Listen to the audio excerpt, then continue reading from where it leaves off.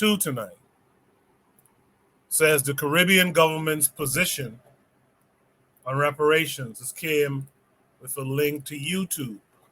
So we'll watch the video and then we'll comment.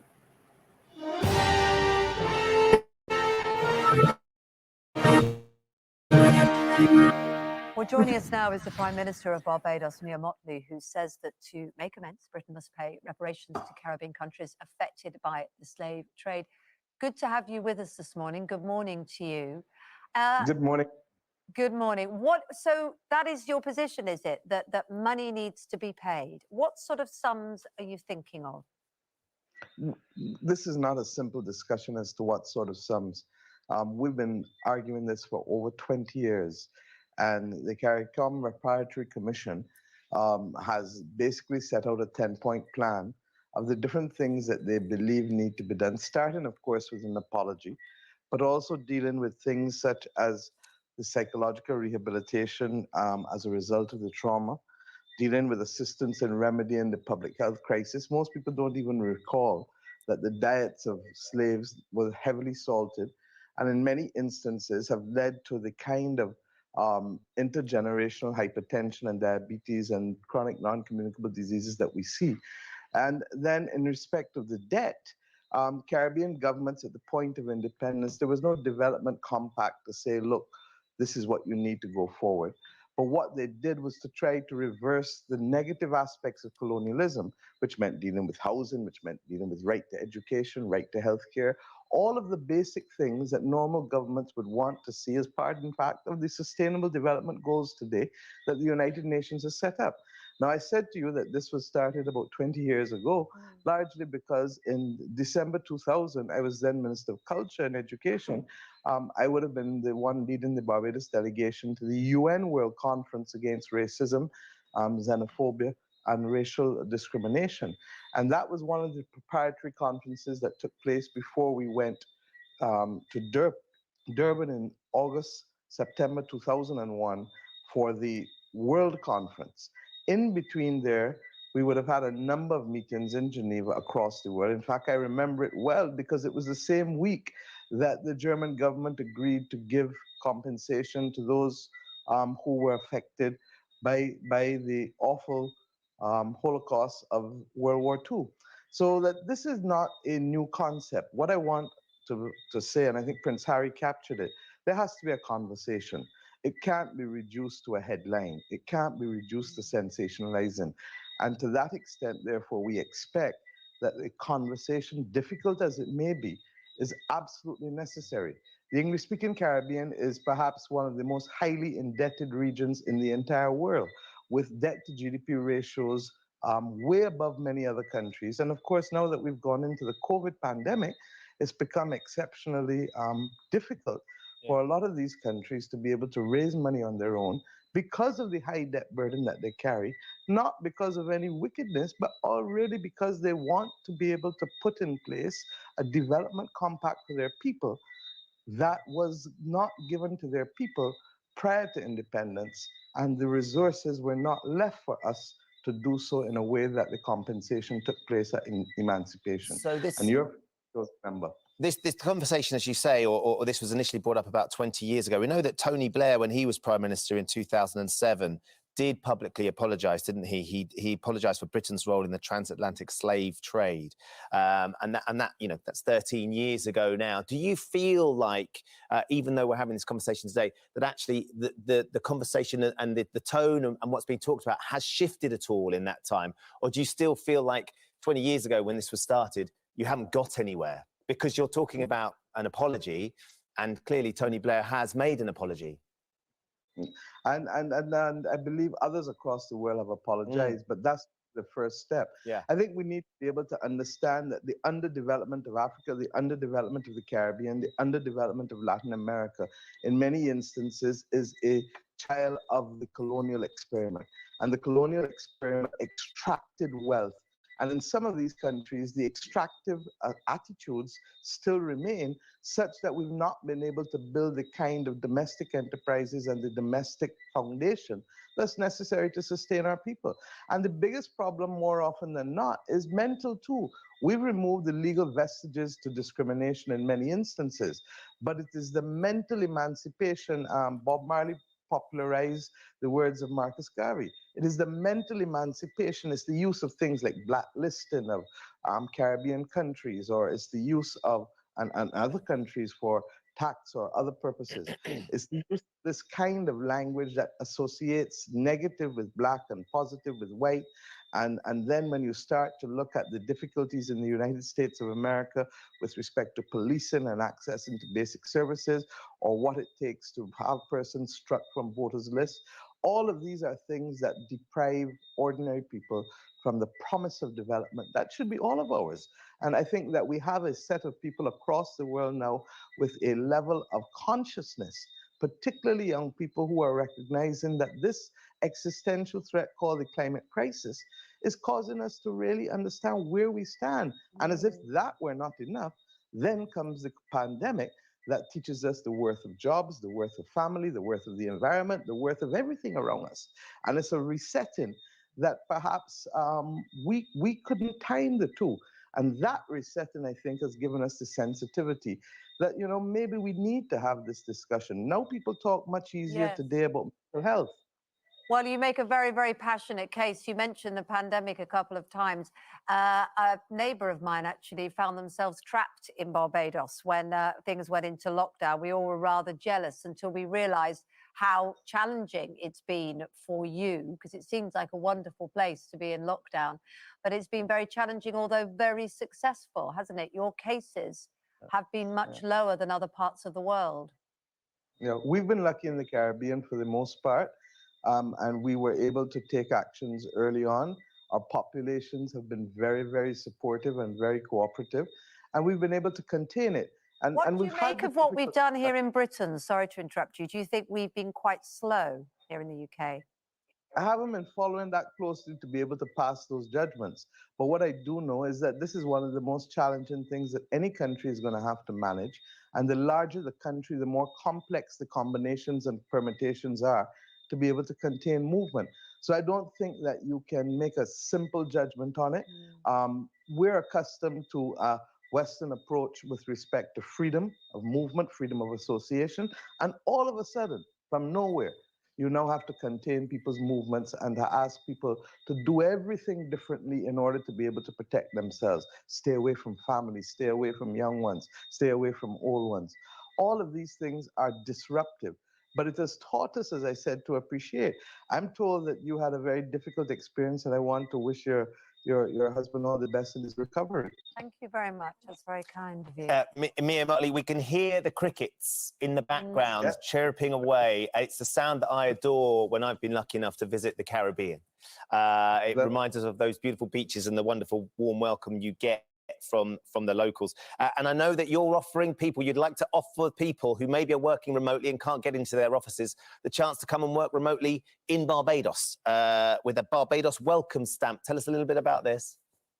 Well, I think that all of us recognize that apart from the fact that the Caribbean is one of the most travel and tourism dependent regions in the world, and we have the economic fallout is even far greater than the immediate fallout from the pandemic, public health wise, we recognize that in looking around, people seem to do better in outdoors and in this kind of weather. There may be no scientific evidence, there may be, but people feel better, they can breathe, they can do things. The salt water is good for you. You still have to work. This is not going anywhere in a hurry. There's no vaccine yet, there's no therapeutic yet. And why not? There are a lot of people who are already riding it out here. And we recognize that there is a market for it. It requires one or two small changes. We're going to amend the Income Tax Act to be able to deem persons non-resident for taxation purposes. Normally you are within 6 months, but we're going to do it for 12 months for this purpose. And I think we as a world have to work together. I mean, I talk a lot about moral leadership and walking the walk, and these are not things that we just say, we really believe them. And I believe that if we can help people ride it out while they help us ride out, then that's a win-win situation.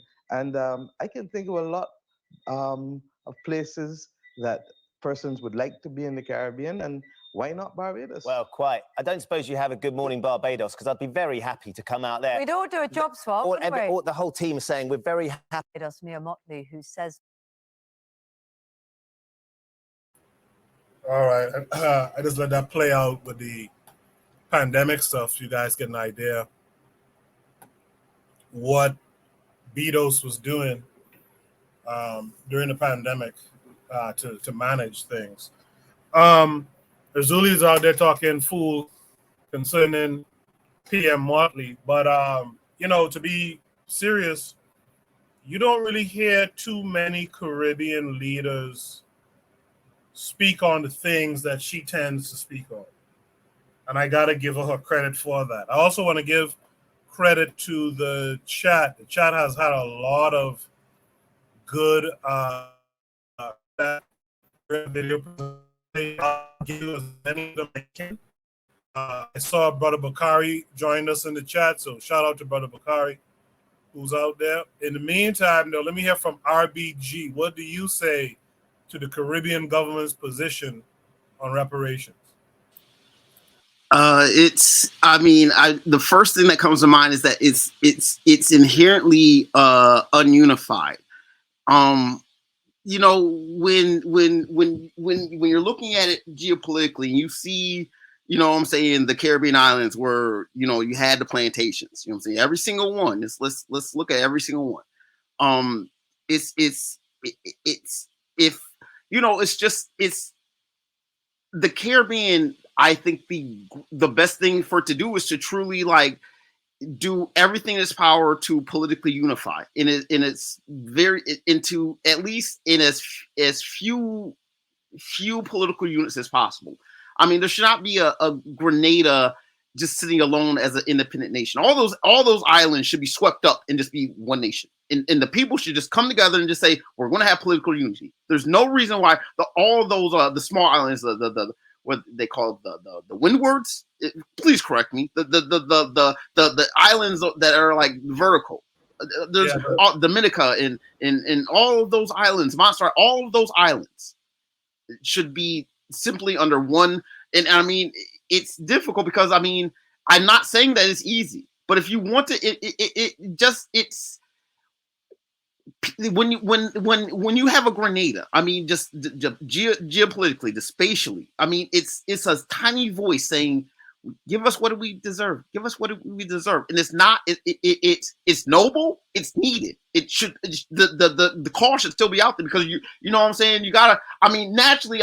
What do you expect? Do you expect people to go over and invade England and just pillage it and just float back and just we got our stuff back. We good now. It doesn't quite work like that. The whole idea, the whole legality is just a way to amplify the concerns, just to put it out there on paper in the public record. It's just in public. It's the only thing that you can do as a start. The thing is, every island, you know what I'm saying? It's going back to the fact that the Bahamas is still a direct British colony. You know what I'm saying? Many of the islands in the Caribbean are. Puerto Rico is a Commonwealth of the United States. You know what I'm saying? The people of Puerto Rico who have tried to be independent have been murdered. But Puerto Rico is right in the middle of the Caribbean. It's the linchpin of the big islands and the small islands. But naturally, if you know what I'm saying, if you were to have a Caribbean superpower, it'd probably be based right there in Puerto Rico. It'd be right. It's kind of in the middle of everything. But because of the you want to talk about American hegemony, it's they want to make Puerto Rico a whole state, a whole United States state. It's you know what I'm saying, a whole proper incorporation to the United States, not this territorialism. Imagine then what will happen to the Caribbean. It'll just, you know what I'm saying, it will shrivel up underneath. You know what I'm saying? The greater islands, the lesser islands. You know what I'm saying? There will be nothing. For starters, there'll be another leap for the United States into South America proper. Besides, the whole. You know what I'm saying? It's things where, if the Caribbean wants to help, I would say the Caribbean should support Puerto Rican nationalism as a start. in Puerto Rican independence. As an American, I don't have any vested interest. I mean, for what, defense? You know what I'm saying? Is in my position, I mean, hell, if that's the case, let me just put drones in, you know what I'm saying, everywhere, and just like grid the nation, grid the world, and you know what I'm saying, just analyze everything. You know what I'm saying? Why am I going to stop at one island? It's like, let peoples be. And as a United States citizen, I don't want to see Puerto Rico as a U.S. state. I mean, if the Puerto Rican people, they are voting. I think, you know what I'm saying, they have the referendums. I think a majority have voted for independence, and that shit gets always canceled out and vetoed by a higher power. And you know what I'm saying, that, you know what I'm saying, that just nullifies, and you know what I'm saying, tries to hush the people about how they feel about their own stuff. As a, you know what I'm saying, just, you know what I'm saying, gaslighting is just a stock trade in governments nowadays. It's just to tell the people and amplify it with mass media that you're not hearing what you're hearing. You must be crazy. Ha ha ha. As they continue to do what they do. It's not easy to say this. I mean, the language barriers. I mean, you got the Spanish, you know what I'm saying? You got the English, you got the French. You know what I'm saying? You got a bit splash of Dutch and Danish in there too, you know? And you know, when we talk about, you know, Swahili in Africa being a unifying language, the Caribbean is a unifying language.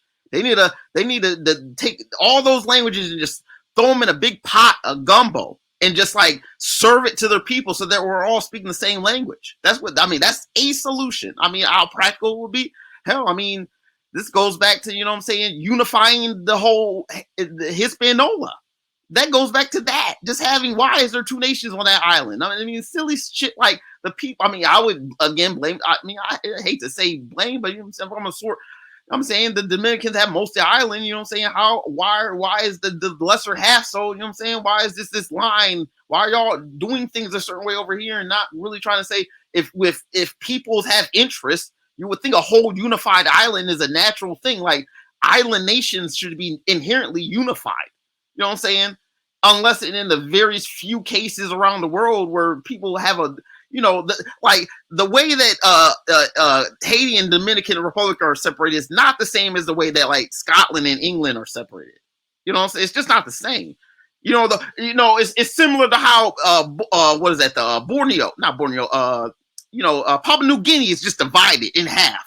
That's not a natural division. Those people want to be in the same country. These are colonial tricks that, you know, people use on each other. I mean, the Caribbean can be sorted out. It's like the Caribbean is like, you know, if you know the Terminator 2, where the Terminator gets shot and he's in 80,000 different pieces. They have to pull themselves together and just like coalesce. And just, I mean, I hate to turn into just black people have to be, because I mean, the black states in the Caribbean are what? Jamaica, the Bahamas, Haiti, you know, some of the various islands that, you know what I'm saying, most of the Leeward Islands, you know what I'm saying, the smaller islands, you know, let's not forget about Bermuda, you know what I'm saying, that's like an honorary Caribbean island in the middle of the Atlantic, another British colony, you know what I'm saying, these are where our peoples are. It's difficult. I wish black people would build boats, build a fucking fleet, conquer the fucking ocean, fish on them boats, and just be out there. I think that's black power in the 21st century. Just conquering the goddamn sea. Say, drug us over here on boats. Why aren't we building boats? And just, that's the only thing. Just be. If they tear them down, you'll build more. You build more. You build more. Unless we want to just hop on people's planes, and you know what I'm saying. I'm gonna pass the mic. I appreciate that, RBG. I will say, to Black Steel's point, there was a so-called West Indian Federation. To me, the name of it was the beginning problem anyway, because we're not Indian, much less West Indians. But there was a short-lived federation. I think a couple of things led to its downfall, and some of you in the chat have kind of touched on it. One of the things that happened, which was weird, they bickered over where the capital would be. Will it be in Trinidad or will it be in Haiti? Some people wanted it to be. They bickered over things like that. But I think the greatest problem was most of the islands did not have independence. Because this thing was like before 62. So most of them didn't have independence. And these guys, like Azuli or someone said in the chat, he said Black Caribbean leaders operate in a feminine manner. A lot of them were afraid. And I will even be honest and say that my country's people were afraid too. They decided to hitch their cart to America. They thought that their future as far as economics would have been better off with America than say with the rest of the Caribbean. That's a shame that happened. But a lot of folks were not independent. And I think that's why it didn't last. Plus the minor, the petty bickering, who's going to be the leader, where's it going to be headquartered, all that kind of thing was a part of it. You guys in the chat have a lot of good comments. I'll try to get to most of them in a second, but let me get through the Black Steel, and then I'll read, actually, to Buana. Black Steel, and then I'll read the comments in a second. Black Steel would say. So it says that the two largest provinces were Jamaica and Trinidad. They couldn't agree on the capital. They couldn't agree on basically every individual province had their own economy. So they all had different tariffs and whatnot. So they couldn't come to an agreement about that. They didn't agree about the ability of the government to have taxes. Then you had the difficulty between the East Indians and the Afro Caribbean people. It was a lot of mess. But back to the original topic. Of course, I believe that African people deserve reparations. That's a no-brainer. But I do believe that it has to be done in a unified manner. So, like RBG was saying, it can't be this island here, this island here, this island here. We have to all approach it as one people. So, another thing too, you have to have leverage. We don't really have any leverage to where if you don't pay, then this is going to happen. We don't have that leverage. So these European countries, they don't want to pay, and we're not in a position where we can make them pay. So I think we're going to have to rearrange our political system, our governmental system, to where we have the power. Because that's one thing, is that when you're asking for reparations as a powerless people, it just comes across as begging. And we don't want to come as beggars. We need to come across and as though we are demanding this, and if you don't pay us, this is what's going to happen. So again, I support the idea of reparations, and it's not just about money. When excuse me, when you pay reparations, you want to return people from the state from which they were. You took them from their homes, you took their land, their language, their culture. How do you repay that? How is it that you can pay people back for all of the centuries of harm and trauma you've caused? You can't put a price tag on that. So, I when I look at reparations, I look at how other cultures have approached reparations in the past, be it with the Japanese and their internment, even with what Germany did in Namibia around the beginning of the 21st century. They're working out a reparation between the Herero and Namibia, and what Germans did to them in the first genocide of the 20th century that we don't really talk about. But it's if we can get our act together, we can organize as African people, then we'll be in a position to demand, not ask, but demand reparations. And then we have control over our resources, control over our economies, to where if you don't pay, we're going to cut the shipment of whatever by 50% until you pay us our money. Then at that point we can then start to demand reparations. So like Rajuli said, we lost a war. You're not getting reparations. to his point, that's true. When usually you ask for reparations once you defeat your enemy, but the only thing is that historically there's been people who've been defeated in wars and they still got reparations back. Like for example, the Japanese who were interned in the United States in World War II illegally, they were locked up and they got reparations back from. Germany has given reparations to Israel. Yes, they have.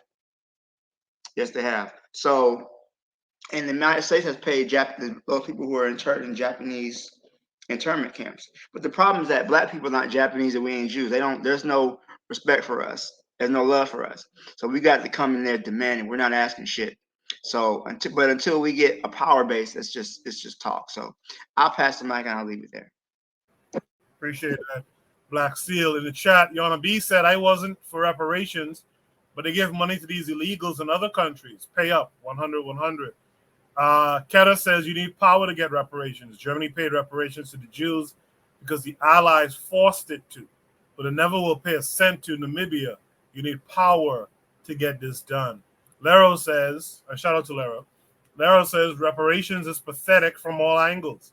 All the crimes committed against our ancestors, it's a defeatist position, she says. Erzuliism said the woman, talking about PM Motley, got more bass in her voice than Buana and Bakari defending HBCUs. That got a good laugh from Keter.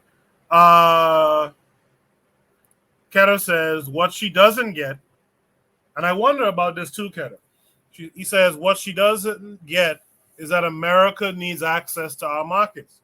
The way they won't help, that way they won't help us develop. How will they sell their stuff? We import over 80% of our food. Yeah, absolutely. One of the reasons why Haiti is kept that way is because that's a major. If you look at Haiti and Jamaica and in Central America, you look at Panama and Belize and stuff, those are major waterways for America to get its stuff. You have to keep those places underdeveloped so that they don't have that power to step to you and say, hey, listen, you're going to pay us equal, full value for our stuff. Lero says her analysis is completely flawed, though. Our plights are absolutely connected. I just can't agree with asking our enemies to make amends. Let me see. I can't get to all of them. Brother Bakari said reparations will never be given as long as black people don't fight together. Black people here on the island should be fighting together, but for some strange reason, we don't see that. With that said, let's go to Buana and hear his thoughts. Buana, what say you? Yeah, let me first say, because Azuli is making some wild comments in the chat, some real wild ones. Let me first say, I believe that Haiti is the vanguard for the black world, not only for the current one, but for the one to come. Don't talk crazy about black women as women. Just because she has a deep voice, that does not make her a man. Also, go a little bit deeper, bro. You know what I mean? Listen to the content of what she's saying. Get beyond the fact that she may have a deep voice and try to see whether what she's saying is true or what she's saying is a bunch of nonsense. Let's get to that. The vanguard of the black world should be thinking deeper. The people of the vanguard of the black world should think a little bit deeper than this surface level. Or she get a deep voice, she's a man, so we can discredit her. Don't do that, man. I already getting texts off of that from all around the world. The fact that y'all being critical of the fact that you have a deep voice. But needless to say, let me just say this. I don't agree with the Caribbean's position on reparations. I don't agree with it. I'm not a big reparationist. I'm not a big reparationist whatsoever. And the ideas of what they have in as far as asking for reparations, I think some of the things are fanciful and ridiculous. For instance, when she says that, we want the governments of the world to prepare us psychologically. Why would they do that? That's not in their interest. Why would they repair the mind of you and make you whole? And to make you whole would be against their interest. That's ridiculous. Why would they do that? Why would they make you? Why? Another thing is this: y'all going around the world asking for an apology, asking for them to say, "Oh, they sorry for mistreating you." Why would they beg you? Why would they say that they sorry for mistreating you?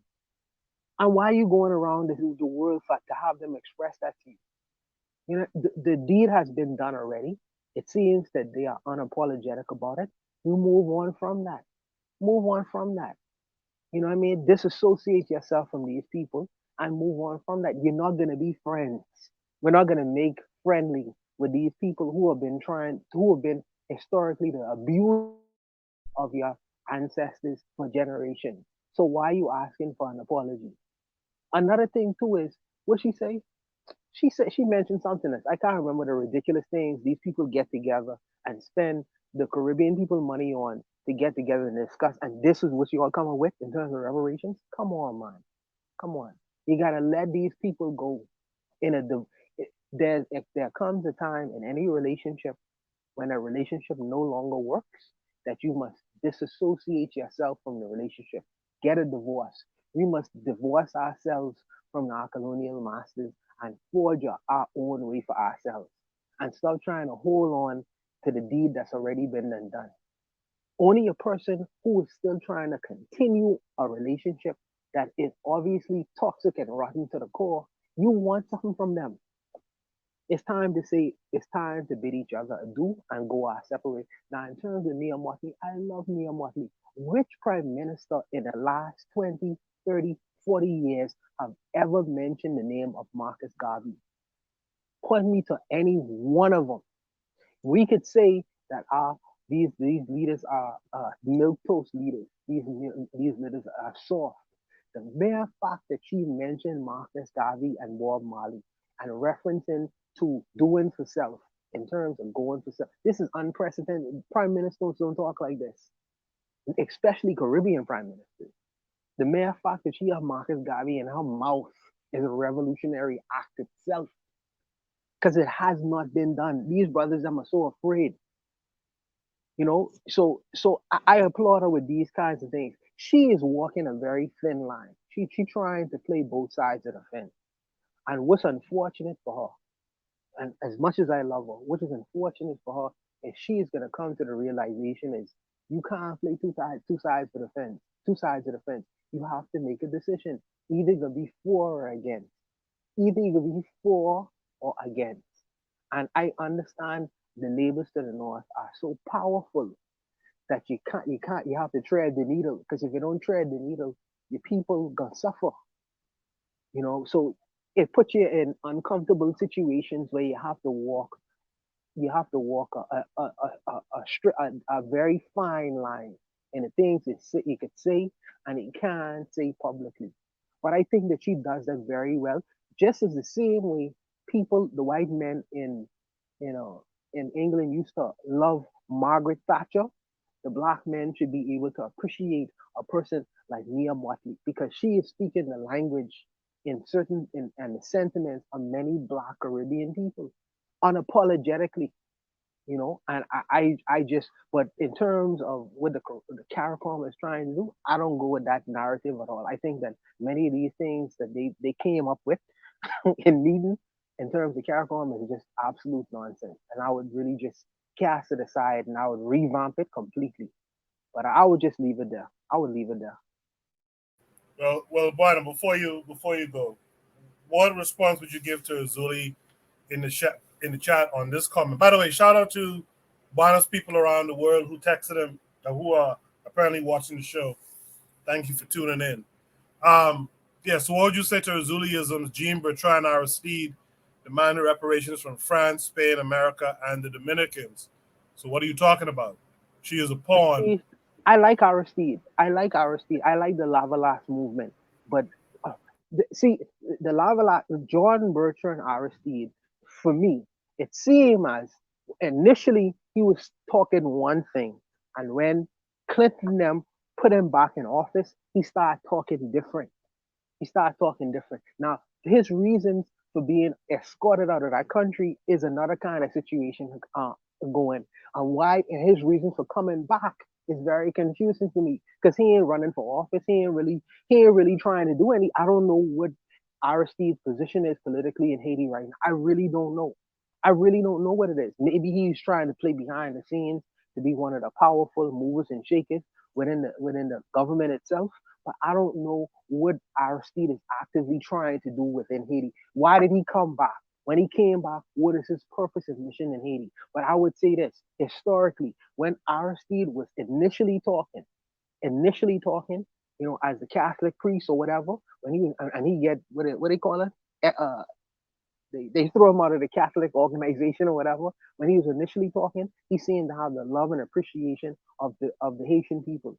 When the Clintons them put him back in office after they threw him out, he was talking a little bit different. I don't know what his current position is now, but in terms of reparations, there's so much behind the scenes, unseen hand movement that happens within the Caribbean. You really don't know to come to certain conclusions on specific people because there is a mask that happens outside of the United States. Outside of the United States, the checks and balances that happens in the United States, it doesn't happen outside of the United States. So you really can't tell who is who. You can't tell who is who based on what they say. You have to really watch in their actions in determining who is who. You really have to watch. So I can't really conclude on terms on Aristide, why is he currently in Haiti right now, and what his purpose and mission is currently in Haiti right now. I know what he said in the past, but currently I really don't know. So I don't want to speak on that. Let's welcome in Ozuli this week. Ozuli, I want you to respond first to what Keda has to say here, and then talk about the topic at hand. Go ahead. First of all, how are you this week? I'm fine. What did you see what Keda has to say? I didn't see anything what she said. Yeah, it's on the screen right now. Ozuli, stop calling black women a man. It's a white man's talking point. They like trying to undermine our sisters by calling them a man. All right, that man over there, stop calling her a man. She has so much bass in the voice. I don't know. I mean, if that's a woman, okay, whatever. But back to what I'm saying. What I was saying. What?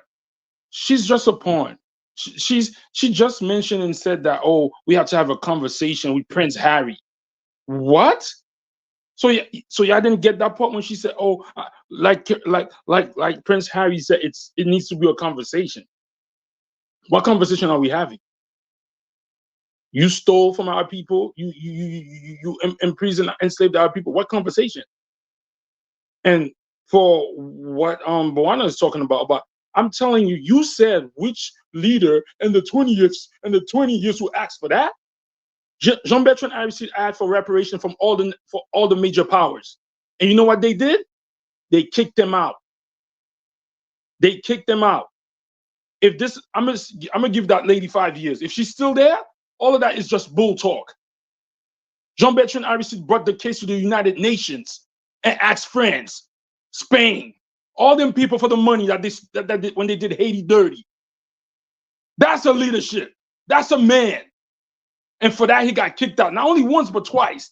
And for you to say, oh, when he came back, he spoke differently. Yeah, he spoke differently because he had to give some in order to come back. So, where was all these African nations? Let me finish. Where was this all these African nation, Caribbean nation helping him get back? That wasn't nowhere. So you just said, oh, she mentioned Marcus Garvey, and this is all beautiful words to get you emotionally attached to her. What are we talking about? Y'all have no power because when Jean-Bertrand Aristide got kicked out the first time, or even the second time, he had gone to Jamaica. George Bush made one phone call and said, yo, get that man out of here. If not, all your visas is done. You know what, the next day, Jean-Bertrand Aristide was shipped to Africa. This lady just said, oh, we need to have a conversation because Prince Harry said that. What? What are we saying? I just got on this because you said no leaders in the next 20 years ask for what? So can I respond? No, you cannot respond because you just said, "Oh, I don't know what Aristide is doing down there." He's not doing nothing because he know all y'all black people ain't about shit. You know what he did when he went back there? He built schools. He built a university. That's why they say he did what he's doing back there.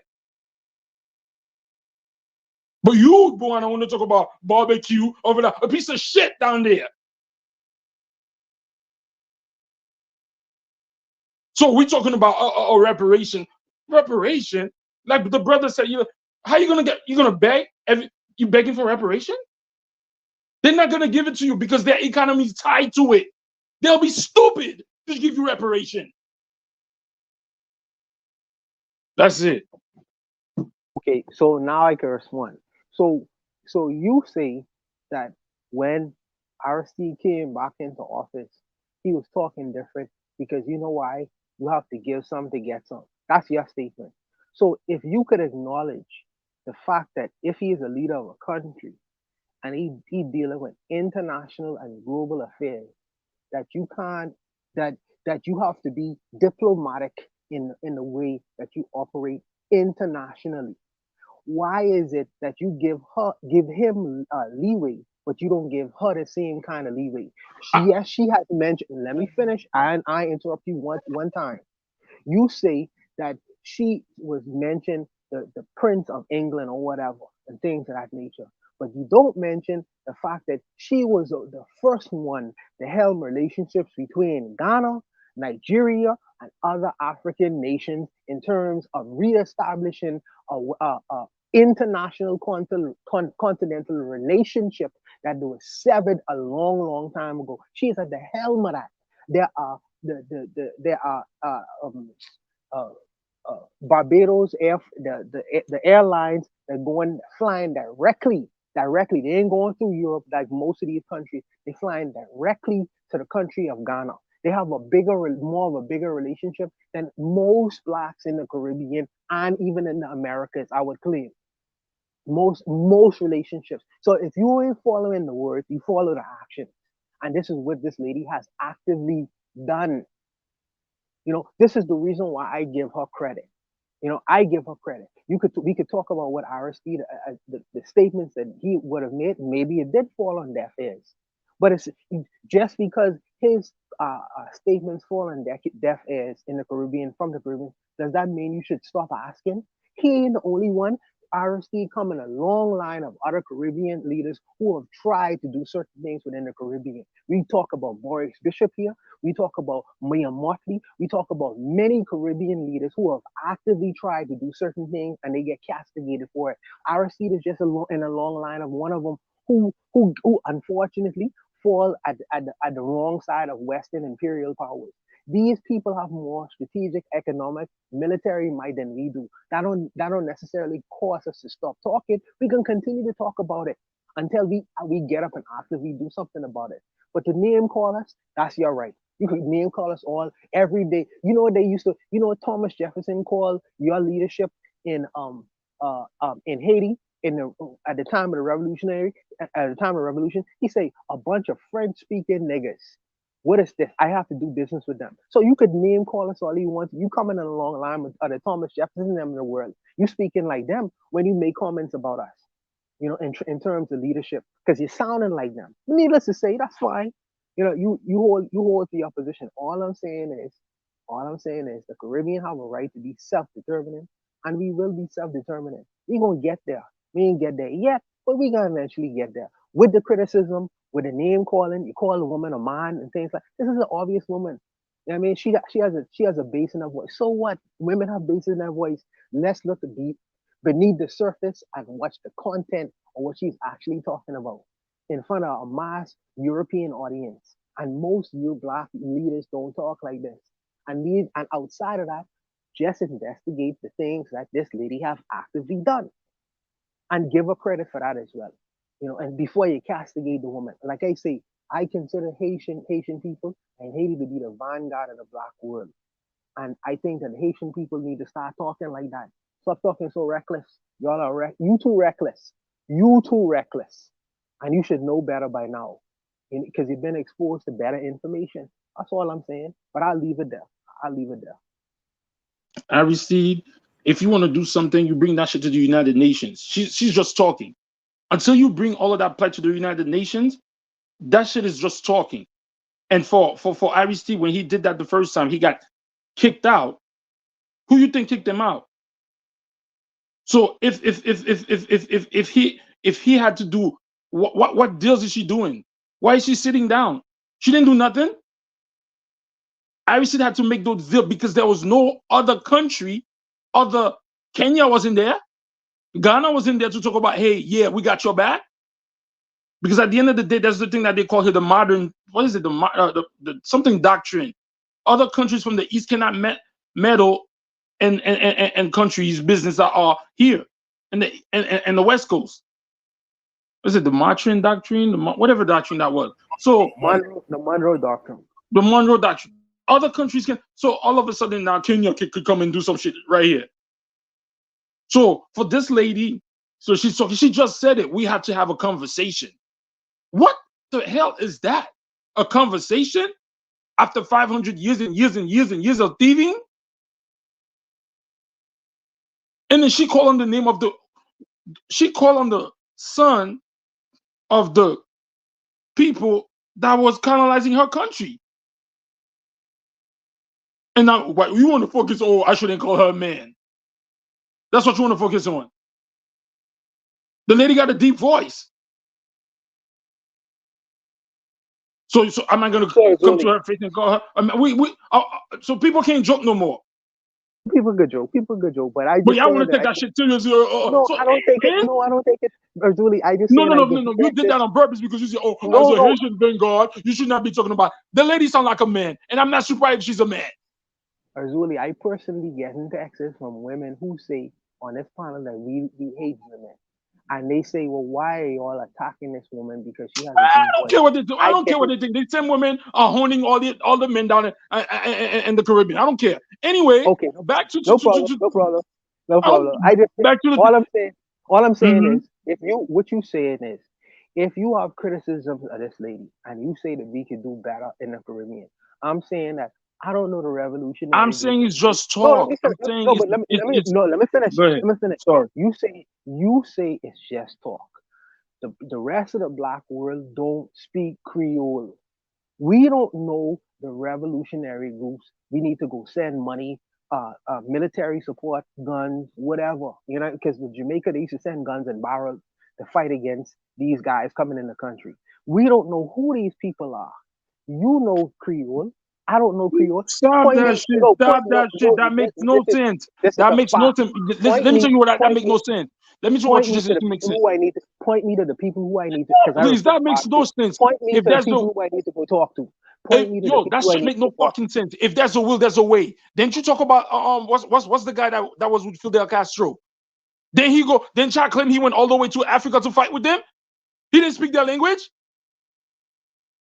No, Azule asking. Point me to the people who I don't care what you just said. You just use it because we don't speak the point you to white people. When you say that Haiti needs to stand on their own border, they need to be independent. I believe that you believe this. Haiti needs to be an independent country, absent anybody trying to come and dictate and do certain things in the country. There are elements of the people who are trying to fight for their freedoms within that country.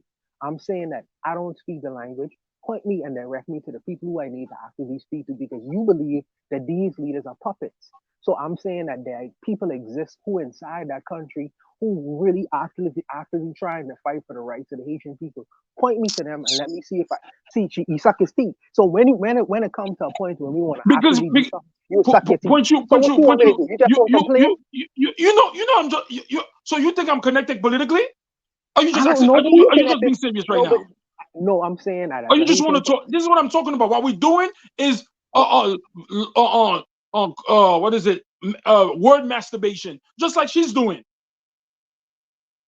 At the end of the day, when there's no when there's no force behind what you're asking, you're just gonna have years of verbal masturbation and thesis and paper written and books written. Friend, what's this guy named Sanon? How long Sanon's been writing about this? We're still here. So what should she be doing as a prime minister of Barbados to help and assist Haiti? What should she be doing? I'm asking. What she should be doing? Take that shit to the United Nations. That's what she should be doing. Yeah, but she been in the United. She just been speaking in the United Nations, really. She just finished speaking in the United Nations. Did you even watch the conversation in the United Nations that she get? She just did it a minute ago. It's on all over YouTube. Did you watch it? Did you watch it? Okay. I did not watch it. I'm asking a question. I just told you I did not watch it. So how? What did she talk about? What did she talk about? I'm asking. No, brother. What you watched it? What did she talk about? No, but you are. I just told you I did not watch it. So let's kill that in the noise. What did she talk about? She talked about exactly what we're talking about right now. The need, the necessariness for Black people in the Caribbean, first of all, to do for themselves, to be unfettered, unrestricted, to having outside influences participating and messing up and being interrupting the lives of people in the Caribbean itself. Now, I'm paraphrasing, but I'm saying that you as a Caribbean man should watch it just as I have. Before you criticize this woman, go do that first and let's have a conversation afterwards. That's what I would suggest. I want y'all to keep that same energy because we're going to talk about reparations again in the next prompt. Great conversation, by the way. Let's go shoot to topic number 3 for time's sake. It's also a conversation on reparations.